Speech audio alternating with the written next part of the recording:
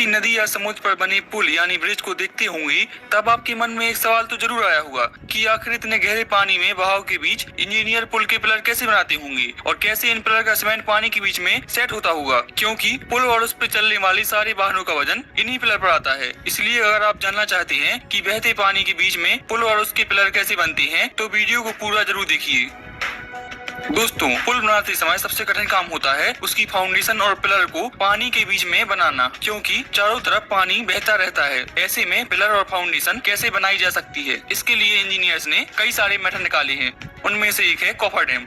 Coffer dam एक steel का temporary structure होता है जो कि कई सारी स्टील पायल से मिलकर बना होता है। अगर आपने कभी मकान को बनते देखा होगा तो आपने यह चीज तो जरूर देखी होगी जो सपोर्ट के लिए उपयोग की जाती है। यह भी एक प्रकार का पायल ही होता है। ठीक इसी प्रकार कई सारे स्टील पायल से मिलकर कॉफर डैम बना होता है। पानी की गहराई और पिलर के हिसाब से कॉफर डैम अलग अलग साइज के हो सकते हैं और जरूरत के हिसाब से यह कभी गोल बनाए जाते हैं तो कभी रेक्टेंगल शेप में। इसके बाद इन कॉफर डैम को जहाज में फिट क्रेन मशीन की सहायता से उठाकर पुल की लोकेशन पर पहुंचा देते हैं। फिर धीरे धीरे इसे पानी में डालते हैं। इसके बाद एक मशीन की सहायता से कॉफर डैम को साइड से ठोक ठोक कर अच्छे से पानी के नीचे की सतह में धंसा देते हैं ताकि वह अच्छे से सेट हो सके।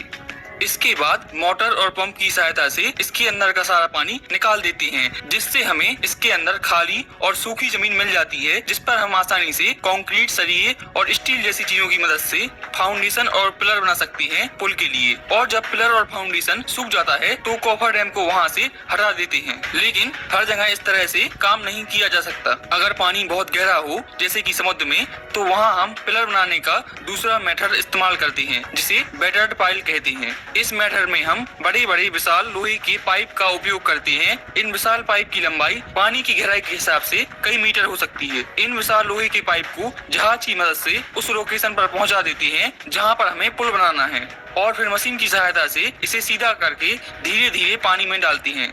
एक बार जब यह पाइप समुद्र की सतह तक पहुंच जाते हैं तब इन्हें एक विशाल मशीन से ठोक ठोक कर पानी की सतह में अच्छे से धंसा देते हैं। फिर कंक्रीट और सरिये से इस पाइप को भर देते हैं। एक बार जब यह पाइप सेट हो जाता है फिर इसके बाद चाहे सुनामी आए या तूफान, इसे कुछ नहीं होता।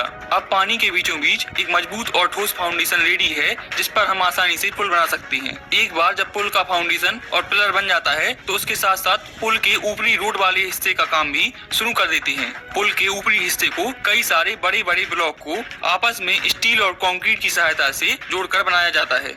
जब यह ब्लॉक जुड़ जाते हैं तब इन पर रोड का काम किया जाता है। तो इस तरह से बनते हैं यह अद्भुत पुल जो हमारी जिंदगी को बहुत ही आसान बना देते हैं। वीडियो अच्छी लगी हो तो लाइक करें और चैनल को सब्सक्राइब करें। बोगीबिल सेतु, भागलपुर बिहार में गंगा पर बना विक्रमशिला सेतु, लिस्ट काफी लंबी है।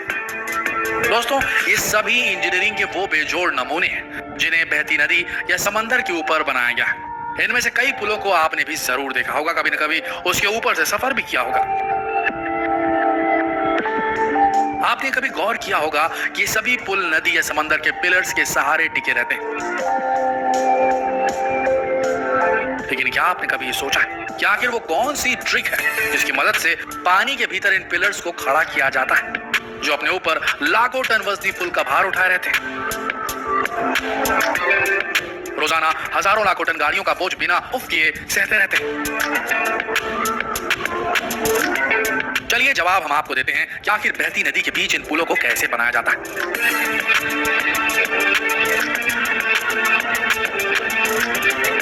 चलिए सबसे पहले ये जान लेते हैं कि नदी पर बनने वाले पुल कई तरीके के होते हैं, जैसे बीम ब्रिज पुल, suspension bridges, arch bridges, movable bridges. दोस्तों, इंजीनियरिंग डिजाइन के बेस पर ब्रिज को कई कैटेगरीज में बांटा जा सकता है।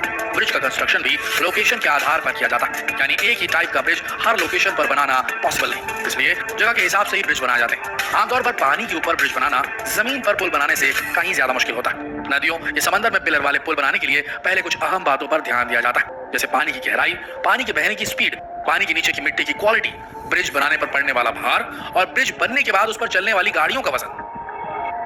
इन सभी मुद्दों पर ब्रिज बनाने से पहले गहरा रिसर्च किया जाता है। इस रिसर्च के बाद ही पुल बनाने का काम शुरू होता है। ऐसा नहीं है कि नींव डालने का काम सिर्फ इमारत बनाने के दौरान ही होता है। दरअसल पानी पर पुल बनाने के लिए भी नींव डाली जाती है और पूरे प्रोजेक्ट के आधार पर नींव को लेकर भी पहले ही प्लान बना लिया जाता है।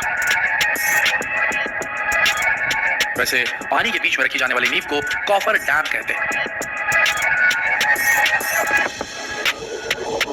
ये कॉफर डैम एक तरीके से ड्रम के जैसे होते हैं, जिन्हें क्रेन या पोकलैंड मशीनों की मदद से पानी में एकदम बीच में फिट कर दिया जाता है।